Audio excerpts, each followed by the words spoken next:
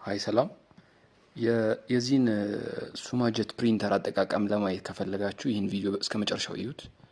ስለገዛችሁ እናመሰግናለን። ይሄ የፕሪንተሩ ነው።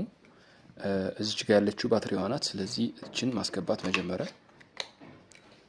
እቺ ፔኗ ናት። ለበኋላ ተጠቅመናለች ለመጠቀም ማለት ነው። እቺ ቀለሟ ናት። ሶ ምንድነው የምናደርገው? እቺኛዋን ቀለም በዚች እንከፍታለን።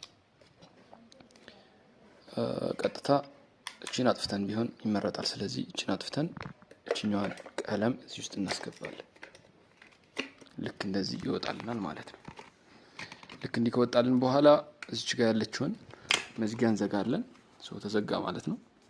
ሶ ኔክስት የምናደርገው እናበራለን። ሶ ከተከፈተ በኋላ ይሄ የሳምፕል ፕሪንቱ ነው። በኋላ ፊደሎችን እያስገባው እንዴት እንደሚደረግ አሳያችኋለሁ።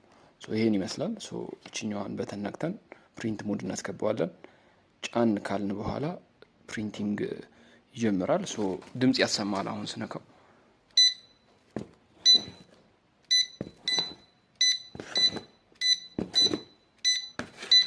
እንዲህ ያደርግልናል ማለት ነው።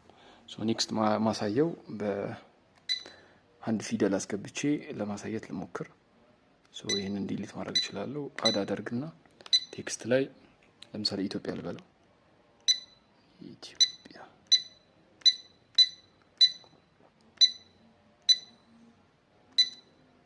ሶ ይሄ እንደዚህ አድርገን ከፈለግን ማስተለቅ እንችላለን እስከ መጨረሻው። እንዲህ አድርገን እናስተልቃለን። ከዛ አሁንም ልክ በቀደም እንዳልኳችሁ እዚህ ጋር ስነካ የፕሪንቲንግ ሞድ ይገባል። ሶ ኔክስት ማደርገው እንዲህ ጫን እያልኩ አደርጋለሁ ማለት ነው። በደንብ ይታያል። ሶ ሌሎችን ፋይሎችን በዚሁ ፍላሽ እያስገባን ማድረግ እንችላለን ማለት ነው። የዚህን ፎንቱን መጨማመር እንችላለን። ለምሳሌ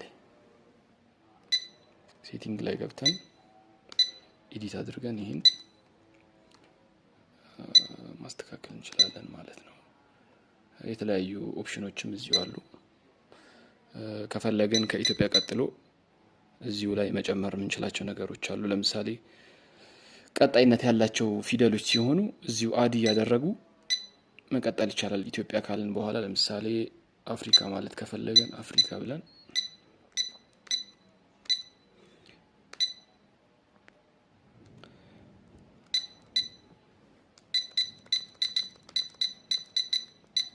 እንደዚህ ትልቅ አድርገን